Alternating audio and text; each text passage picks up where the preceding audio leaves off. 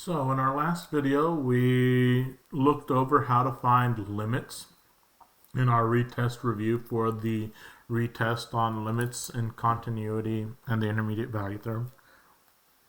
So in this video, we're going to be looking at how we can test and discuss continuity, as well as how we can work with the intermediate value theorem, which requires us to have a continuous function.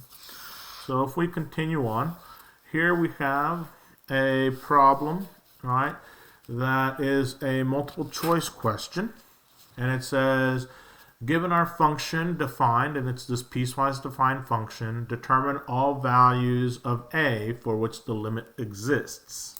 Okay, so this is important for us to understand that the limit exists if and only if, all right, so we'll say IFF, if and only if the limit as x approaches a from the right of f of x is equal to the limit as x approaches a from the left of f of x, right? In other words, so if we look at our situation, right, that here we're going to be approaching from the left, and in this part of our piecewise function, we're going to be approaching from the right. So for us, if we have a quadratic function, we know it's continuous, so we know the limit exists at all values. If we have a linear function, we know a linear function is continuous, we know it has a limit for all values. However, because it's piecewise, we have to determine what happens within our values of a. So if the limit is going to exist, that means for our values of a, these two parts are going to need to be the same. So let's substitute in a, and we're going to have a squared plus 2a is going to have to equal a plus 2 if our limits are going to exist. Rearranging this, we have a squared plus a minus 2 is equal to 0, which is a quadratic form. Right? So factoring, if we factor this, if possible, which this one seems to factor, we have a minus 2 times a plus 1. Right? And the solution to this will be a equals 2 and a equals negative 1. So this is going to be the answer choice that we're looking for. And we see that a equals 2 and a equals negative 1 is an answer choice available to us. So once again, if I'm going to have a limit exist, the limit from the right and the limit from the left must be equal. All right, so I substitute in, all right, what would be my limit from the left and what would be my limit from the right, and I set those equal to each other, and I proceed to solve using the algebra that is implied. Okay. If we move from limits existing to functions being continuous, well, let's see what we have. So find the constant so that I am continuous on the entire real line. All right? So what we care about here is that we are continuous.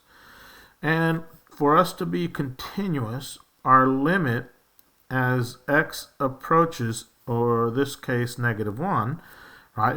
In general, the limit as x approaches c of f of x is going to have to equal f of c. So in other words, the value of the limit is going to have to be the value of the function. So here we're trying to figure out what value of k will allow this to happen, where in our situation that c value is going to be negative 1. So let's first substitute in negative 1. So this is going to be negative k minus 2 needs to equal negative 1 squared is 1, so k plus 3. So in order for us to be continuous, the limit must equal the value of the function. For the limit to exist, right, on this piecewise function, from the left and from the right must be equal to each other. And I go ahead and I manipulate here, and I'm going to have that negative 5 is going to be equal to 2k. So therefore k will be negative 5/2. And that would be my solution. So that's working with continuity in one way, right? How can I determine a value to make this continuous? Because once again, a linear function is continuous, a quadratic function is continuous. The only place I might have a discontinuity is where the piecewise function changes which function is being evaluated. Okay. Let's look at another example with continuity. Here we are. So here we have f of x, and it's a piecewise function. Here we're told to show that f of x is continuous at x equals 2.